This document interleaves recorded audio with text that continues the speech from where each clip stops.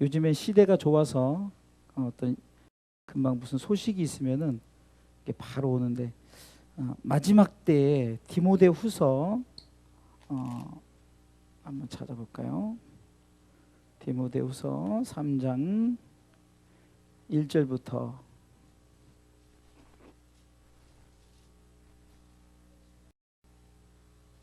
5절까지 한번 1절부터 5절에 보면은 이렇게 기록되어 있어요. 같이 읽을까요? 시작. 내가 이것을 알라 말세에 고통하는 때가 이르리니 사람들은 자기를 사랑하며 돈을 사랑하며 자긍하며 교만하며 회방하며 부모를 거역하며 감사치 아니하며 거룩하지 아니하며 무정하며 온통함을 풀지 아니하며 참소하며 절제하지 못하며 사나우며 선한 것을 좋아 아니하며 배반하여 팔며 조급하며 자고하며 쾌락을 사랑하기를 하나님 사랑하는 것보다 더하며 경건의 모양은 있으나 경건의 능력은 부인하느니 이 같은 자에서 내게 돌아서라. 아멘. 이 성경이 이것이 기록된 지가 굉장히 오래 전에도 말세가 이랬다는 거예요. 그것도 말세에 이렇게 이런 현상이 일어난다. 그 당시에도 이런 현상이 일어나지만 이렇게 심하진 않았는데 점점점 이제 말세가 갈수록 심해지고 이렇다라고 이미 성경은 말씀을 통해서 예언을 했어요. 그래서 마지막 날에 말세죠. 우리가 흔히 말하는 이 말세 때 오늘 이렇게 다음 뉴스에 보니까 또 로또 1등 당첨자가 돈 문제로 다투다가 동생을 살해했다라는 일이 이렇게 나왔네요. 아까 뉴스에 보니까 아까도 이렇게 보니까 결국은 돈 때문에 가족도 죽이게 되고 돈 때문에 그냥 뭐 친구들도 관계는 뭐 고사하고 돈 때문에 남편도 자식도 그때 그런 때가 언제냐? 말세라는 거예요.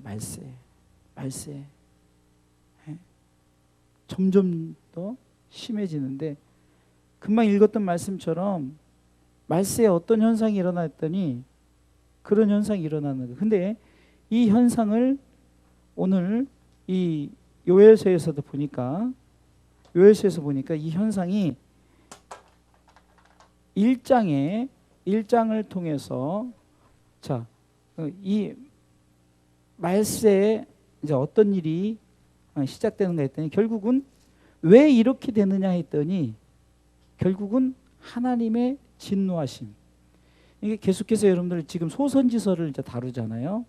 지난주부터 이제 대선지서, 에스겔, 이사야 뭐 이렇게 이게 대선지서에서 뭐 큰 유명한 선지자가 대선지서고 뭐 별로 유명치 않은 선지자는 소선지서가 아니라 그냥 분량 때문에 그렇게 구분을 한 거예요. 그냥 좀 이사야나 이런 건 분량도 방대하고 다니엘도 좀 많고 예레미야도 이렇게 많고지만 이제 호세아서나 이제 오늘 요엘서 같은 경우는 이제 3장밖에 되지 않아요. 그래서 소선지서로 하는데 지난주에 역사에 대해서 역사 속에서 나타난 하나님 우리가 계속해서 성경을 통해서 지금 역사를 배우잖아요. 역사 속에서 보면 결국은 뭡니까? 사람들이 하나님과 멀어지게 되는 거예요. 그러니까 그게 가장 멀어지게 된 이유가 가장 그냥 볼 것도 없어요. 우상 숭배 때문에. 이거 하나예요. 이거 하나 때문에 시작되는 거예요. 돈이 우상이 될 수도 있고 명예가 우상이 될 수도 있고 금송아지만 놓고 절하는 것이 우상이 아니라 우리 모든 것에 아까 디모데후서 3장 그 4절 읽어보니까 하나님보다 다른 것들을 다 쾌락과 이 모든 것들을 다 사랑하게 되는 거예요. 이게 하나님이 이제 벌을 내리는 거죠. 벌. 근데 이 벌이 뭐냐? 바로 우리 가운데 삶 가운데 나타나는 현상들이. 그래서 오늘 크게 본문을 통해서 세 분류로 나누는데 첫 번째 분류는 바로 이겁니다. 첫 번째 분류는 지금 현재 삶의 상황이에요. 현재 삶의 상황. 현재 삶의 상황. 여러분들 지금 이 시대의 삶의 상황들을 한번 보세요. 어떤가? 근데 그것이 어디서 주어지냐? 오늘 요엘서 1장에 쭉 보니까 저들에게 하나님이 진노하심으로 주어지는 것들이에요. 2절에 보니까 늙은 자들아, 이렇게 요엘서 1장은 2절은 시작하면서 들으라는 거죠. 그러면서 어떤 일이 벌어지냐? 다 너희 것들을 그 팥종이 늦, 그 다음에 메뚜기 황충. 그러니까 팥종이로 시작된 이 가장 작은 이 곤충이 그냥 곡식들을 다 갉아먹어요. 좀 이만큼 남았어요. 근데 또 늦이라는 것이 와서 또 먹어서 이만큼 남았어요. 또 메뚜기 때가 와가지고 또 먹어서 이만큼 남았어요. 근데 마지막에 황충까지 와서 다 그냥 먹어버리고 다 이제 진멸당하는 거예요. 우리가 눈으로 볼 때는 우리의 삶 속에 점점점 우리가 잘 먹고 잘 사는 것 같지만 하나님 보시기엔 점점점 더 하나님의 백성들도 줄어들 뿐만 아니라 점점 하나님의 나라에 가는 자들 쇠약해져 가고 부족해지고 다 먹혀가는 거예요. 누구에게 먹혀가냐? 한마디로 사단의 세력에 그냥 다 먹혀버리는 거예요. 사단의 세력에. 우리도 모르게 계속해서 사단의 먹잇감이 되어버리는 거예요.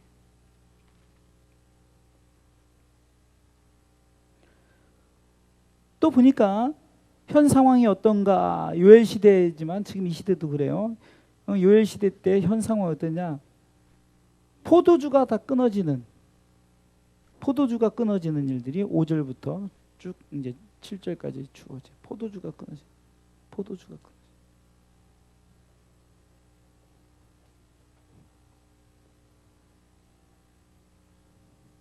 세 번째는 땅과 토지가 다 말라버려요. 모든 게 토지가 다 말라버려요.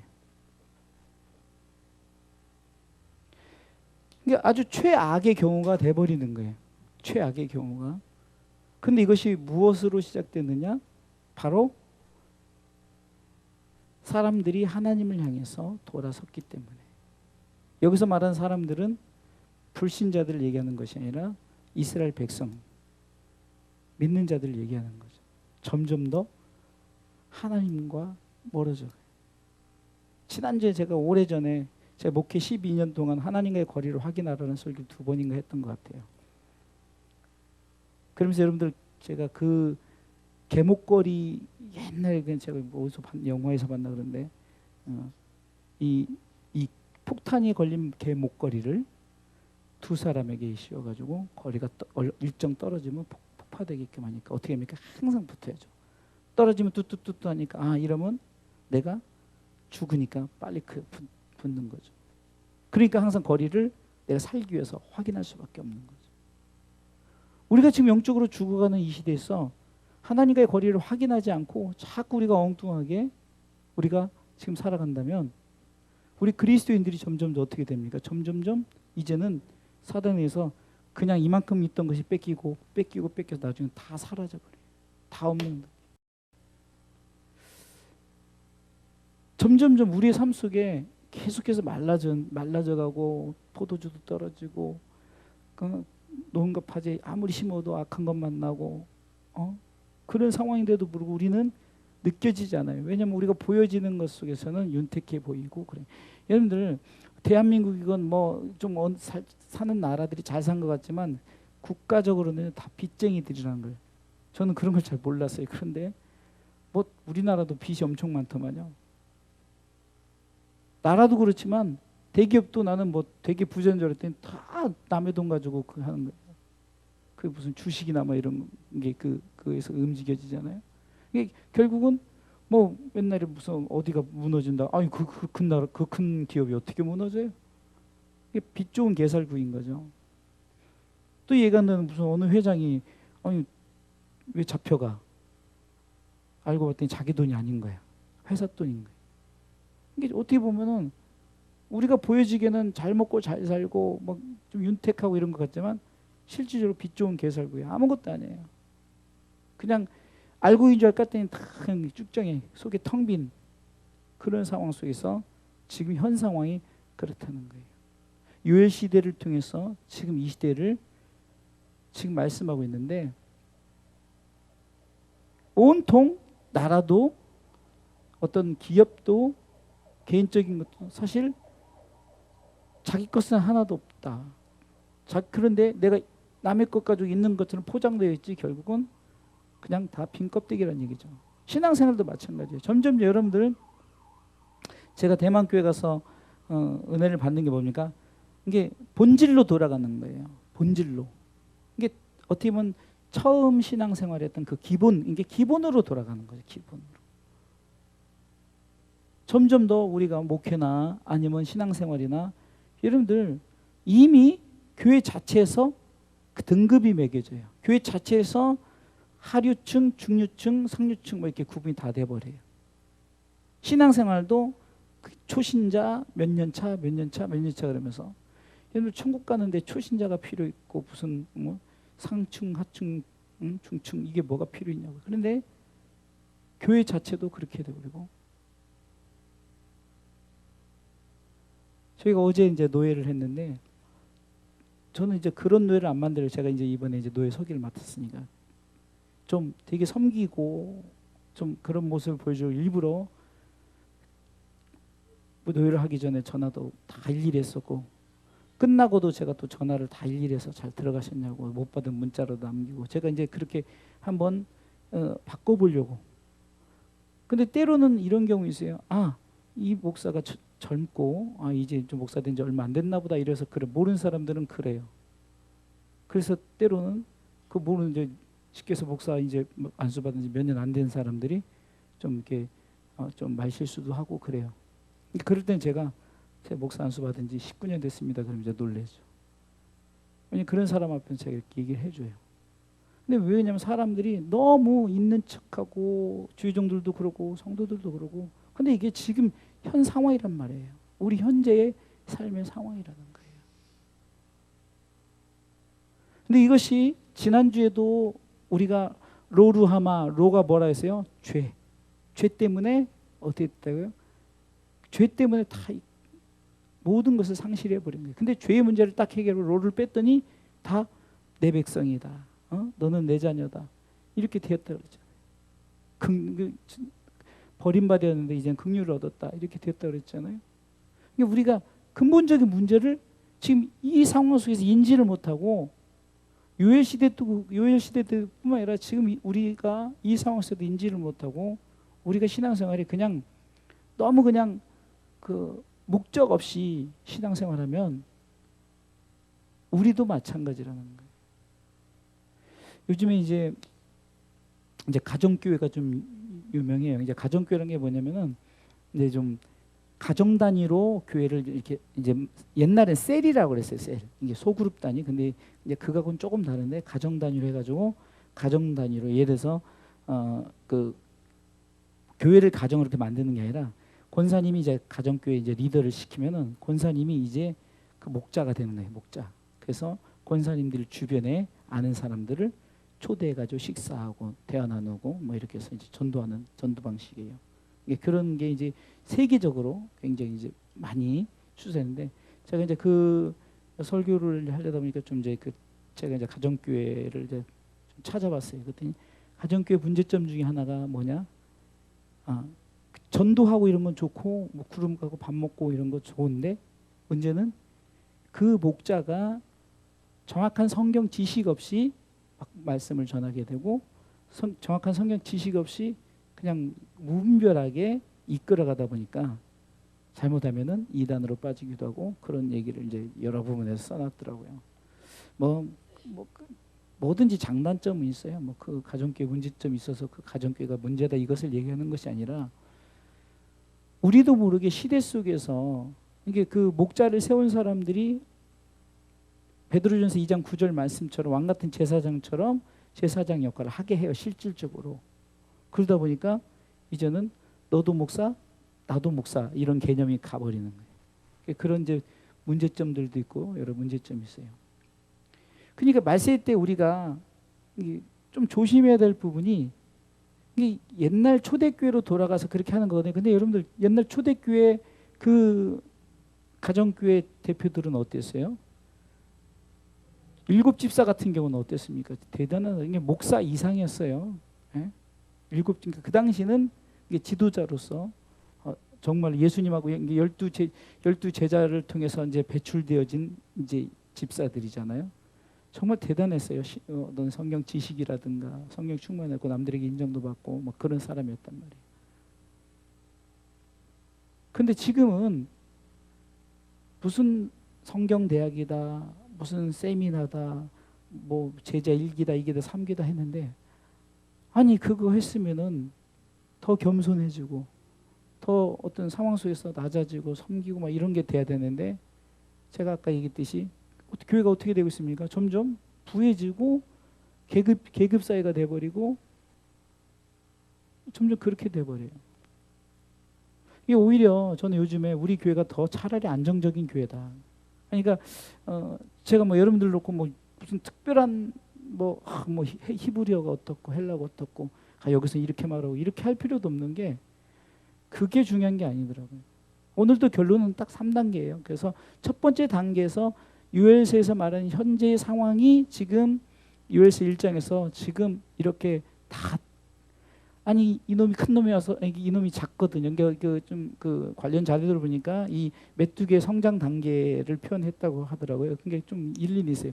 조그만 게 와가지고 갉아먹어서 이만큼 있던 것이 이만큼 돼버리고 또 늦이 와서 또 갉아먹어서 이만큼 돼버리고 이게 결국은 다 갉아먹어요. 작은 구멍이 하나 뚫을 때는 몰랐다가 지난번에 막 뚫으면 나중에 터져버린다 그랬잖아요. 그럼 빨리 메꾸라 그랬잖아요. 자기도 모르게 점점점 말라져 버리는 거예요. 먹을 게 하나도 없는 거예요. 그뿐만 아니라 이제 먹을 포도주, 이제 먹는 물의 문제도 다 없어지고 토지도 다 말라버리고 10절에 보니까 밭이 황무하고 토지가 처량하니 곡식이 지나야 새 포도주가 말랐고 기름이 다했도다. 11절에 농부들아 너희는 부끄러워할지어다 포도는 다 쓴 자들아 곡할지어다 이는 밀과 보리의 연고라 밭의 수완이 다 없어졌다. 12절에 포도나무가 시들었고 무화과나무가 말랐으며 석류나무와 대추나무와 사과나무 및 밭의 모든 나무가 다 시들었으니 이러므로 인간의 희락이 말랐도다.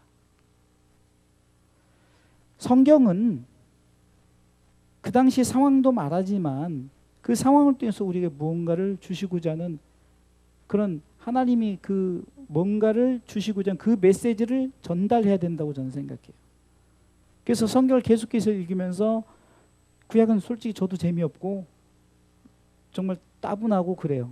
근데 이렇게 따분하고 재미없는 이 메시지를 통해서 무엇을 전달할까를 그렇게 찾으니까 이게 계속해서 그냥 생각을 많이 해. 들으면서 생각하고 읽으면서 생각하고.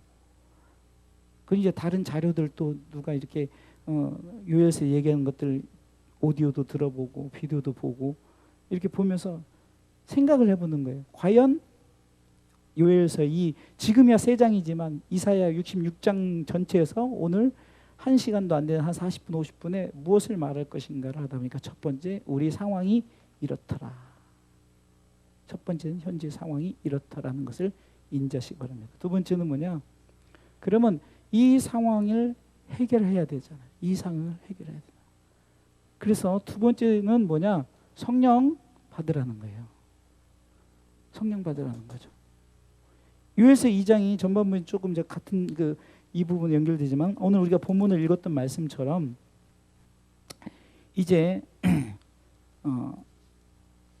18절부터는 이제 회복하는 방법을 얘기해 주죠.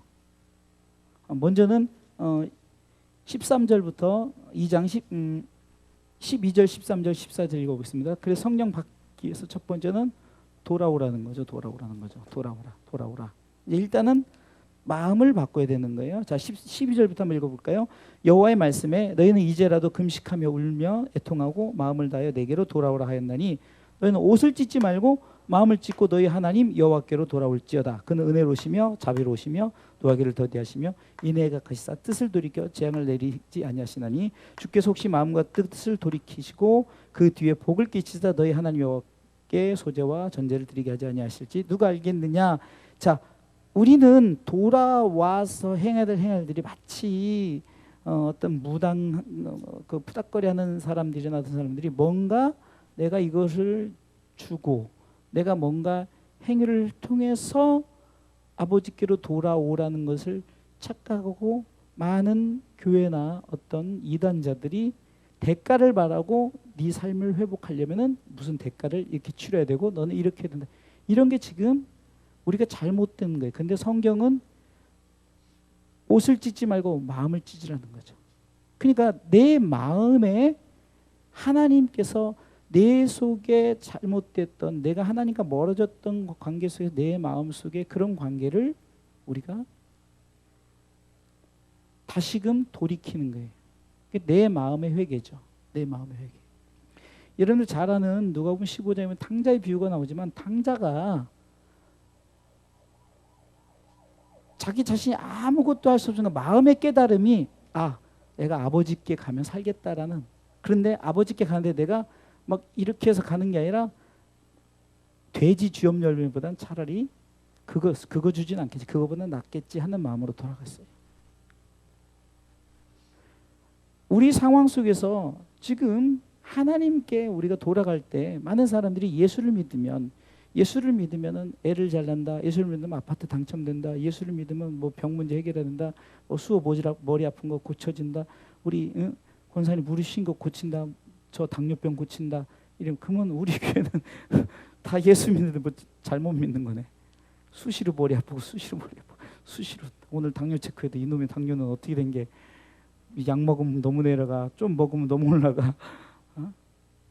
그런 면에서가 아니에요. 제가 지난주 금요일 날 우리가 무엇을 놓고 병든 자를 놓고 기도했어요? 병든 자를 놓고 기도했어요. 제가 아는 여자 목사님이 그 유방암이 재발해서 기도했고 또 우리 아는 목사님 사모님이 희귀병에서 기도했어요. 근데 병을 고쳐달라는 기도를 하지 않았고 하나님 저들의 사역 속에서 행여나 그것으로 인해서 믿음을 잃지 않기 위해서 더욱더 강건해서 끝까지 예배자로 세워지기를 위해서 우리가 지난주 금요일날 기도했죠. 어제 그 목사님이 오셨어요. 그 희귀병 사모님. 근데 식사할 때 제 옆에 앉았어요. 그 목사님, 우리 성도들이 사모님을 위해서 기도했습니다. 근데 병 고쳐달라고 기도하지 않았어요. 뭐냐면은 목사님이 이런 일로 해서 용기 잃지 않고 목회 포기하지 않고 더욱더 주일에 힘쓰고 사모님도 이런 일로 해서 목회 사모의 일을 포기하지 않고 좀 힘내서 이렇게 할 수 있게끔 기도했습니다. 그랬더니 감사합니다 하더라고요. 여러분들 우리가 병을 고쳐달라 해서 고쳐진다고 안 고쳐진다고 이게 이런 문제가 아니다니까요. 정말 하나님은 우리의 마음 중심에 하나님께로 우리의 마음이 돌이키기를 바라는 거예요. 아멘. 생각해 보세요. 우리가 잘 아는 이수영 목사님이 20년째 지금 저러고 계셔요. 그럼 우리가 생각할 때는 도대체 하나님은 아니 사모님이 저렇게 극진히 간호하고 또 이렇게 그러는데 그 영의 눈으로 보지 못한 사람은 뭐냐면 아이고 이래요. 근데 저는 그 목사님을 대하고 사모님 대할 때 한 번도 쯧쯧쯧이라는 생각이 든 적이 없어요. 우리 같이 가시는 분들도 그렇잖아요. 예배 드릴 때 감격 있고 눈물을 흘리시고 어떻게 보면 부끄러워요. 우리가 오히려 부끄러워. 그 사모님 힘들고 어려운데도 어디 다니시지도 못하면서도 그래도 항상 남편을 위해서 애쓰고 그런 모습 속에서 보면은 무엇을 위해서 기도할까요? 병고침? 저희도 처음에 병고침을 위해서 기도했죠. 저도 막 목회했을 때 붙들고 살까 막 하여튼 저도 막 진짜 애를 썼어요. 그러니까 내가 자유하지 못해요. 왜 나한테 역사가 안 일어나?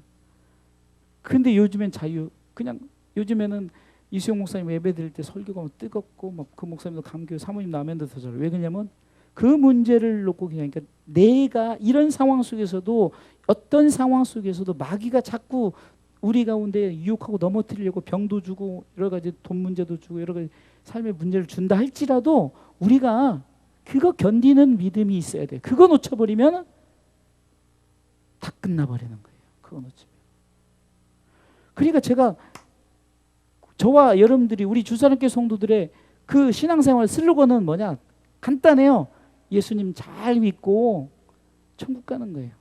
간단한 슬로건이에요. 그러나 이것이 너무도 중요한 거예요. 시대를 통해서 사단이 자꾸 이런 상황을 통해서 우리를 모르게 갉아먹으면서 우리도 모르게 자꾸 목사님들도 어떤 문제를 만나고 병을 만나고 뭐 이런 환경 문제를 만나면 무엇이 무너질까요? 사역이 무너지고 심지어는 예수 믿는 것조차도 주의종들도 그냥 이거 내가 계속 믿어야 되나 이런 일들이 생겨요. 그러면 그 목사님이 문제가 아니고 뭐가 문제라 이런 상황 속에서 우리가 이길 수 있는 힘이 뭐냐는 거예요. 내 마음을 지키는. 그래서 잠언서 4장 23절에도 우리가 마음을 지키는 거예요. 내 마음을 내 무릇 지킬 만한 것보다 더욱 네 마음을 지키라. 우리 수호가 마음을 지켜야 되는 거예요. 내가 머리가 아파. 그럴 때일수록 더 마음을 지켜. 내가 정말로 이놈 당뇨병은 계속 올라가. 그래도 마음을 지켜야 되는 거예요. 예? 자꾸 내 삶 속에서 어떤 문제가 있을 때 내 마음 지키는 것이 우선인 거예요. 왜? 그로 인해서 생명이 마음 지키는 것이 난다. 그러면 이 말씀을 통해서 보세요. 생명의 근원이 이어난다 그러면은 우리가 마음을 지키지 못하면은 생명의 근원이 뭐죠? 우리가 영원한 하나님 나라에 가는 것을 놓쳐버리는 거예요. 우리도 모르게 신앙의 모든 걸 퇴보시켜버리는 거예요. 그러니까 우리는 어떻게 됩니까? 옷을 찢지 말고 육적인 뭔가를 통해서 우리는 해결하려고 하지 말고 마음을 찢고 하나님께로 돌아가면은 하나님이 해결해 주신다. 할렐루야. 그리고 하나님은 그렇게 돌아온 자들에게 약속해 주시는 거예요. 약속을 먼저 합니다. 18절부터 요일서 2장에 보니까 약속을 해줘요. 하나님께서 이렇게 회복시켜 줄 거다. 이제 너희가 이렇게 세포도 기름도 얻어질 것이고 뭐 이렇게 막 계속 이제 이제 그런 상황이에요. 회복될 것을 얘기하면서 이제 돌아오라. 두 번째 뭐냐? 돌아와서 성령 받으라는 거예요.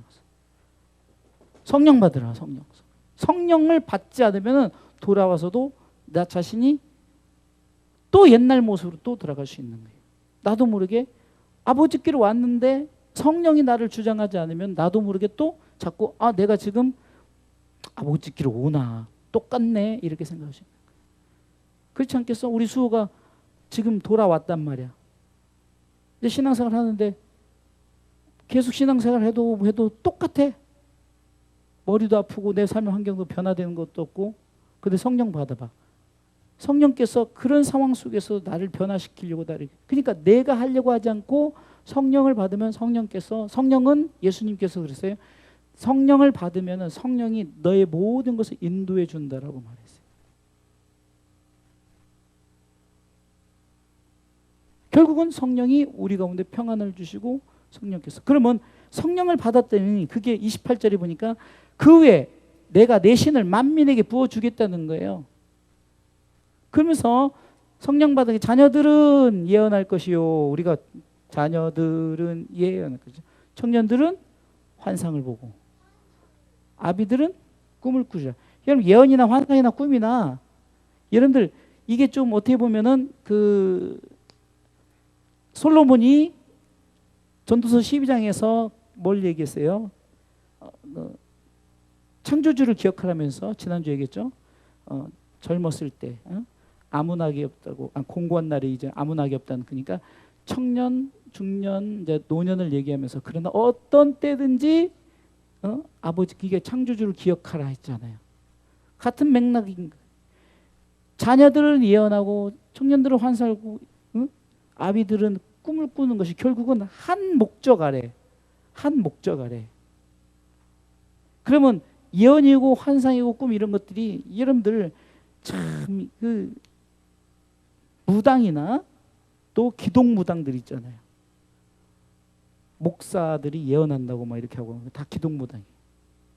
자, 예언 환상 꿈. 여러분들 계시록 1장 3절을 보면은 1절부터 보면 이 예언을 인자 든자 기록된 걸 지킨 자가 복이 있다 그랬죠. 그럼 예언이 뭐예요? 예언이 뭐예요? 성경이잖아요. 성경. 뭘 예언해요? 뭘 예언한다는 거야 도대체? 여기 성경이 다 있는데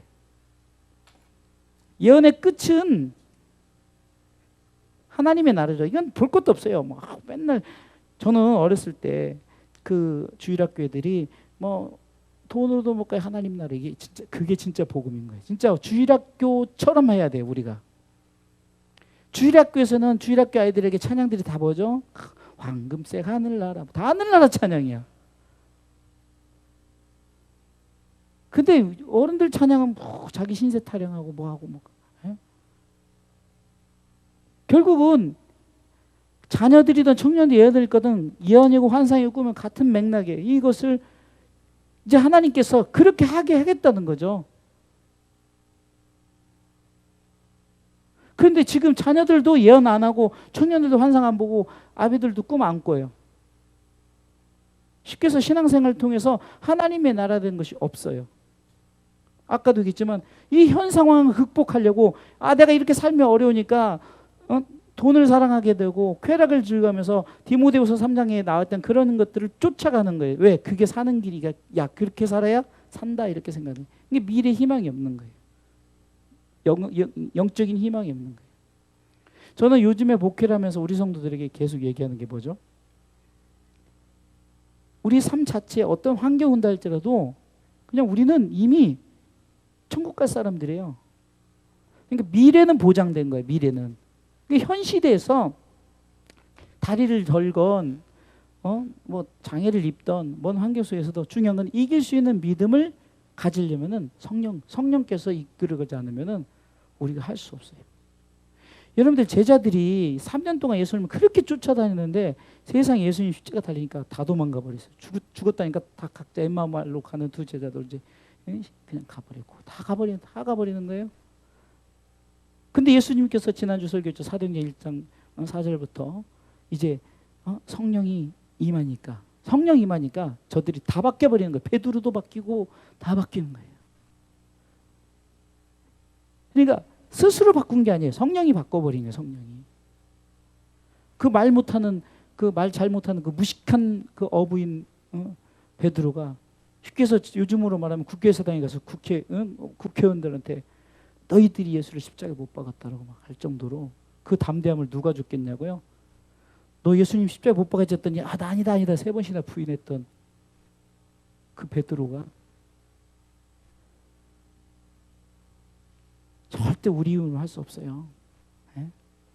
우리 임 집사님 혼자 힘으로 뭐 내 자신의 삶의 문제 해결할 수 없어요. 베드로가 사도행전 3장 6절에 딱 정답을 말한 거예요.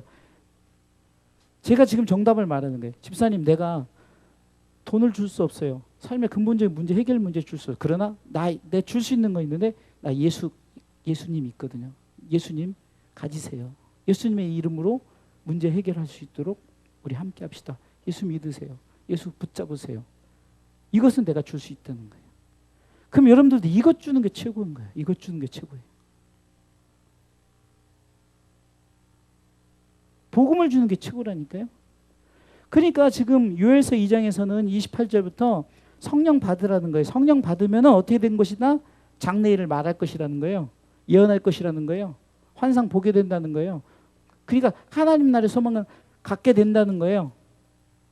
어떤 환경이 온다 할지라도. 32절에 그래서 누구든지 여호와의 이름을 부르는 자는 구원을 얻는다라고 말하는 거예요. 아멘. 세 번째요. 그럼 3장에서 무엇을 말할까? 그냥 볼 것도 하나님의 나라 얘기하는 거예요. 이상하게 제가 결론을 내리고 싶어서 하는 게 아니라 지금 계속해서 여러분들도 공통적으로 계속 결론 내다 보면은 하나님의 나라를 얘기하게 되는 거죠. 뭐 호세아서에서도 후반부에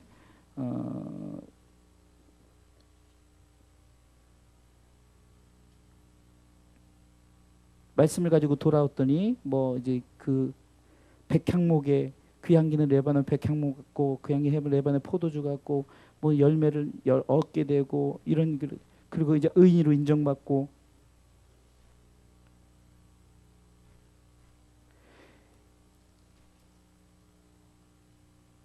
결국은 요엘서 3장에서 말하는 것은 다시금 하나님의 나라가 회복될 것이라는 것을 말하는 거예요. 나라 회복을 말하죠. 나라 회복을. 그래서 하나님이 첫 번째는 이 하나님의 나라 회복의 첫 번째는 침략자들을 심판합니다. 두로, 뭐 시돈, 대표적으로 블레셋, 여기서 나오는 것은 이 세 나라가 나오죠. 7절 보겠습니다. 7절. 4절. 4절에 보면은 두로와 시돈과 블레셋 사방아 너희가 나와 무슨 상관이 있느냐? 너희가 내게 보복하겠느냐? 만일 내게 보복하면 너희 보복하는 것을 내가 속속히 너희의 머리를 돌리리니 그러면서 너희들이 이렇게 했지. 너희가 내 은과 금을 취하고 나의 징계한 보물을 너희 신구로 가져갔고 유다 자손과 예루살렘 자손들을 헬라 족속에 팔아서 그렇게 했지. 그런데 7절부터는 보라 내가 그들을 너희가 팔아 이르게 한 곳에 이렇게 나오게 하고 너희 행한 것을 너희 머리 돌려서 너희 자녀를 유다 자손의 손에 팔리니 전세가 역전되는 거예요. 사단이 우리를 괴롭혀서 우리의 상황 속에서 자꾸 넘어뜨리려고 그러더니 아버지께로 돌아오고 성령을 받았더니 하나님이 제일 먼저 침략자를 심판해요. 사단을 먼저 하나님께서 묶어버리는 거예요. 사단을 묶어버리는 거예요. 이게 다 영적인 의미예요. 나라 이 두루와 시돈과 블레셋이 유대 민족을 괴롭히고 역사적으로는 계속해서 아수르, 바벨론 이렇게 넘어가잖아요. 메데 파사. 그래서 계속 지금 역사를 구약까지는 역사를 통해서 배우는 거잖아요. 예수님 시대는 이제 로마 시대까지 이런 게 그렇죠? 그때는 이제 신약 공부할 때 이제 또 나오겠지만 어찌됐든 간에 그런 하나님께서 침략자를 심판해 회복하는 거예요. 이게 하나님의 이게 우리가 여기서는 고난을 당하고 우리가 회복하는 방법을 우리가 이렇게 했더니 하나님 회복시키고 하나님의 나라를 회복시켜주는데 제일 먼저 침략자들을 심판해요.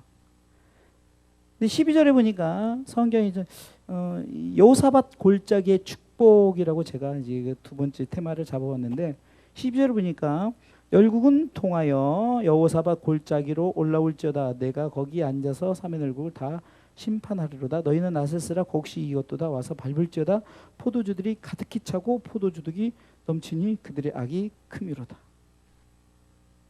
3장에는요 이제 오히려 하나님의 택한 백성이 이제는 오히려 저들을 향해서 이제 낫을 대고 오히려 어떤 그런 공격하는 그런 모습이 나와 있는데 결국은 하나님께서 돌아오고 성령이 임해서 내가 하나님의 나라를 사모하는 삶을 살았더니 내 삶 속에서 사단이 내 속에 있는 어떤 두려움과 이런 것도 사라지게 되고 또 하나님께서 내게 주어진 여호사밧의 이 골짜기 축복 저는 이것을 이렇게 생각해 보세요. 여호사밧의 골짜기 축복은 내게 주어진 전에 프로 중에 만원의 행복이라는 프로가 있었잖아요.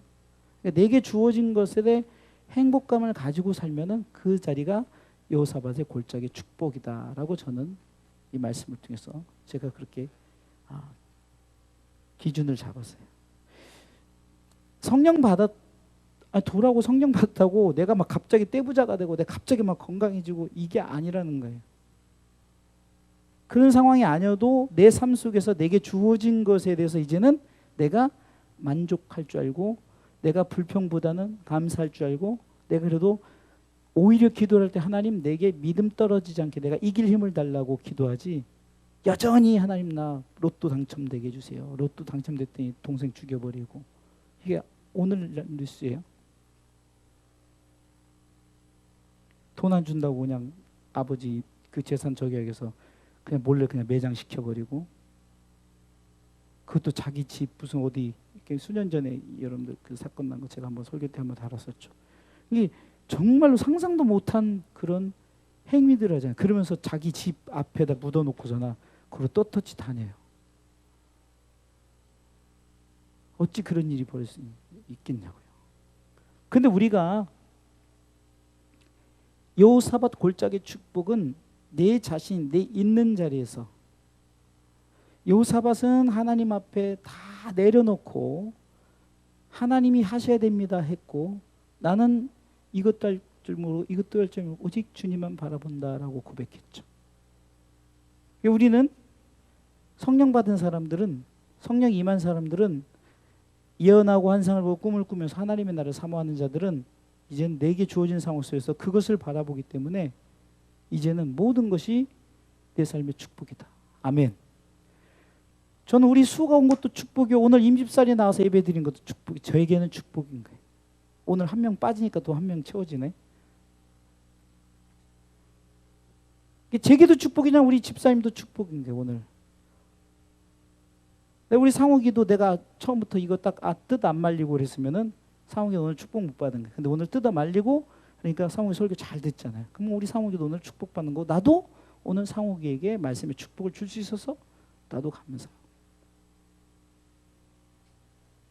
여러분들, 우리가 세상 말로는 좋게 생각합시다라고 이렇게 말하잖아요. 그 성경적으로는 좋게 생각합시다 맞아요. 그렇지만 성경적으로는 성령을 받으면 내가 좋게 생각하는 거예요. 마음에 좀 여유를 가지는 거예요. 그러면 하나님이 나도 모르게 내 삶 속에 기쁨을 주시고, 지난주에 설교했던 것 중에 뭐죠? 헵시바 뷸라. 뭐죠? 헵시바 뷸라. 그것은 주님은 나의 기쁨이요, 주님은 나의 결혼관계니까 신부다, 신랑이다는 거죠. 나는 신부고. 내 삶에 그렇게 되어지는 거예요. 그렇게 만들어가는 거죠.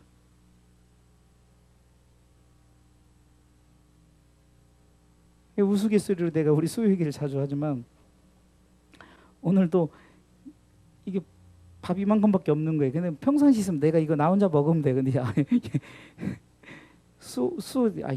이거 해야 라면 끓여줘야겠다 이렇게 했다가 지난주 때가 토요일날 저녁에 라면 줬는데, 그러니까 순간에서 내가 정말 나를 위해서 밥도 안 하는데 수호를 해서 내가 밥을 했어요.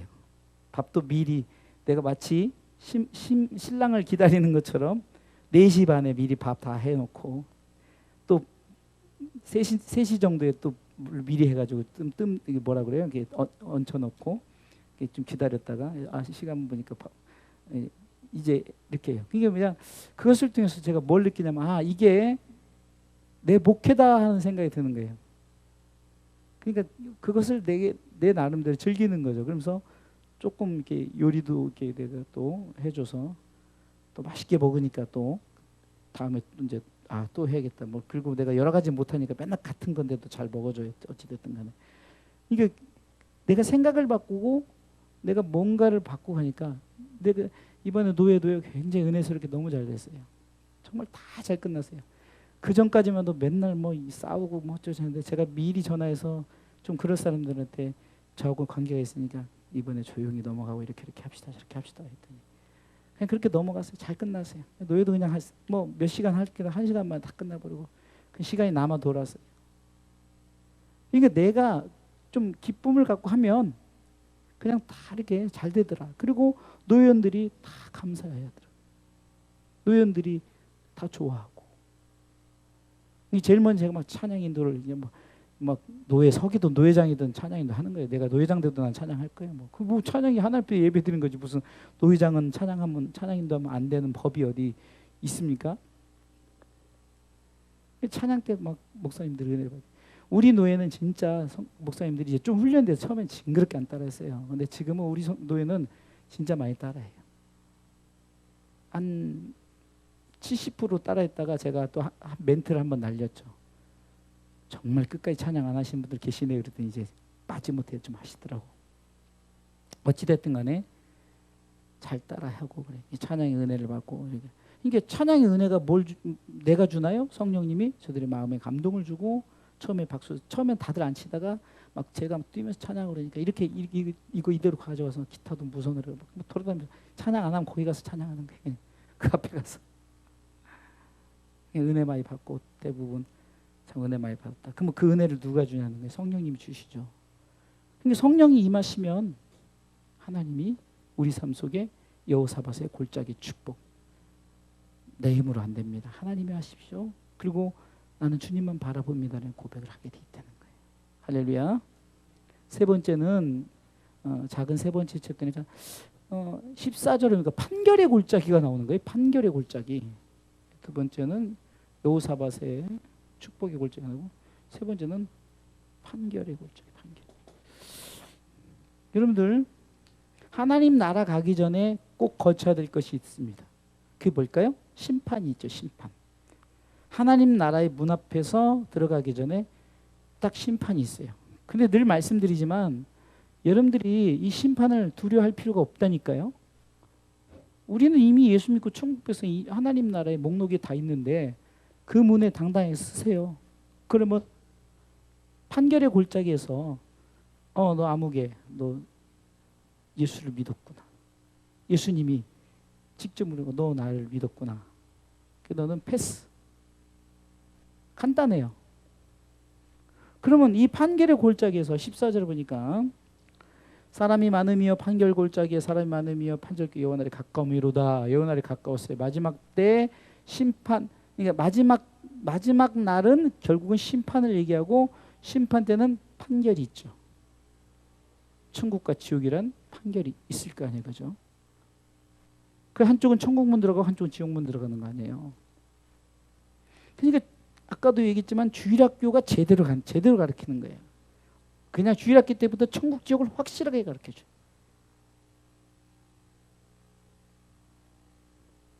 근데 좀 어느덧 이제 좀 신앙생활하고 하니까 목사님이 천국 지옥 설교를 별로 안 하네. 맨날 축복받는 거 뭐 간증 누가 이랬더니 잘 됐더라 자꾸 막 괜히 비교시키고 뭐 그걸 하든 뭐라든 천국 얘기는 꼭 해야 돼요. 제 설교에 천국 얘기를 빼놓지 않으려고 하는 이유가 그거에 대한 주일학교처럼 주입식 교육이 되지 않으면 안 되기 때문에 천국과 지옥에 대한 얘기를 하는 거죠. 판결의 골짜기. 이게 지금 요엘서에서 지금 얘기하는 부분들이 바로 그러면 결국은 판결의 골짜기에서 판결을 딱 받아요. 그러면 18절부터 주어지는 거예요. 자, 18절 읽어보겠습니다. 그날에 산들이 다음 포도주를 떨어뜨릴 것이며 작은 산들이 젖을. 자, 여러분들 그냥 읽지 마시고 하나님 나라를 한번 상상하면서 그 하나님 나라를 얘기하는 것이라니까요. 그래서 읽어보세요. 다시 처음부터. 그날에 산들이 단 포도주를 떨어뜨릴 것이며 작은 산들이 젖을 흘릴 것이며 유다 모든 시내가 물을 흘릴 것이며 여호와의 전에서 샘이 흘러나와서 시딘 골짜기에 되리라. 그러나 애굽은 황무지가 되겠고 에돔은 황무원들이. 여기 보세요. 18절은 하나님 나라의 백성 된 사람은 이렇게 되겠고 19절 믿지 않는 자들은 판결에서 어떻게 됩니까? 너는 황무지가 되고 황무원들이 된다. 해서 분명히 갈라지죠. 천국과 지옥으로 갈라지죠. 20절 유다는 영원. 자, 이제 여기는 또 다시 이제 천국 백성을 얘기하죠. 읽어보겠습니다. 유다는 영원히 있겠고 예루살렘은 대대 있으리라. 내가 전에는 그들의 피 흘림 당한 것을 갚아주지 않았거든요. 이제는 갚아주리니 이는 나 여호와가 시온에 감이니라. 아멘.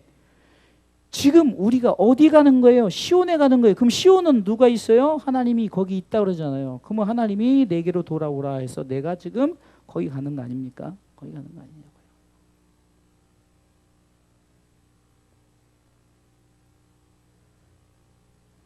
결국은 마지막 날에 우리가 이렇게 되기까지 현재 상황이 지금 마지막 때라고 하면 우리가 말세 중에 말세라고 말세지말라고 지금 이때를 살고 있는 이 상황이 지금 사단이 꽉 잡아서 우리 가운데 자꾸 우리 그냥 목덜미를 잡고 이러는데 우리가 왜 그러느냐? 이 죄 문제 때문에 우리도 모르게 자꾸 그냥 거기 시달려서 우리도 모르게 막 다 뺏기는데도 모르는 거예요. 육은 축복 주면서 영은 속을 다 갉아먹는데 모르는 거예요. 그러니까 너희들이 빨리 내게로 돌아와서 성령 받으라는 거죠. 그러면은 침략자에 대해서 내가 심판하겠다. 그리고 내가 이제 여호사밧의 축복의 골짜기 또한 판결의 골짜기를. 그래서 이제는 우리가 끝까지 붙든 자는 구분이 되겠죠. 그러니까 우리가 이것을 믿고 신앙생활하는 거예요. 이것을 믿고. 그래서 우리가 하박국 3장 15절을 쭉 보면은 무화과 나뭇잎이 마르고 포도 열매가 없고 이것도 없고 저것도 없다 하더라도 난 여호와가요 즐거하리라. 우리가 찬송하잖아요. 그게 진짜 우리에게 그 찬송이 진짜 우리의 삶이 돼야 되는 거예요. 삶이 돼야 되는 거예요.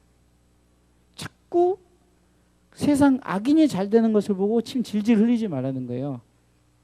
악인은 망한다라고 시편 1편 3절 4절부터 아기는 그렇지 않다라고 말하는 1절부터 3절까지는 천국 백성은 이렇게 산다. 3절은 아기는 그렇지 않다라면서 아기는 바람에 나는 겨 갖고 이렇게 돼서 결국 시편 1편 5절에서 아기는 망한다라고 말하잖아요. 6절에서는 여호와께서 의인을 인정해서 하나님 나라의 백성 드린다 그랬죠. 제가 성경을 이렇게 끼워 맞추는 게 아니라 성경이 다 그렇게 되어 있다는 것을 제가 지금 여러분들과 함께 확인하면서 은혜를 받는 거예요. 제자교육, 지금은 우리 주사람께 제자교육 중요하잖아요. 막 남께 흉내 내려고 여기서 세미나 받고 그거 가서 이렇게 하고 우리 성도들이 죽어나요. 그러나 여기는 우리 성도들, 우리가 먼저 영적 무장이 되고 여러분들이 영적 제사장이 돼서 가족들에게 가서 정말 이렇게 우리가 전해야 될 사명을 이제 점점 여러분들도 이제 받아들이겠죠. 성령이 임하면은 여러분들이 성령에 이끌려서 성령이 이끄신 대로 하니까 이젠 결국은 하나님의 백성, 내가 백성이 되겠고 그 백성된 내가 또 백성을 삼는 그런 사명자의 길을 마치 요엘처럼 요엘에게 보여주는 거잖아요. 요엘서 1장 1절은 이렇게 시작한 여호와께서 부대의 아들 요엘에게 이르신 말씀이라. 여호와께서 하나님의 아들 황수에게 우리 아무에게 이르신 말씀이라는 거예요. 아멘. 요엘에게 말한 거지만 나에게 저와 여러분들에게 지금 말씀하신 말씀이 지금 상황이 이렇다. 빨리 돌아오고 성령 받아라. 그래야 하나님의 나라가 회복된다. 이게 결론이에요. 우리에게 하신 말씀이에요.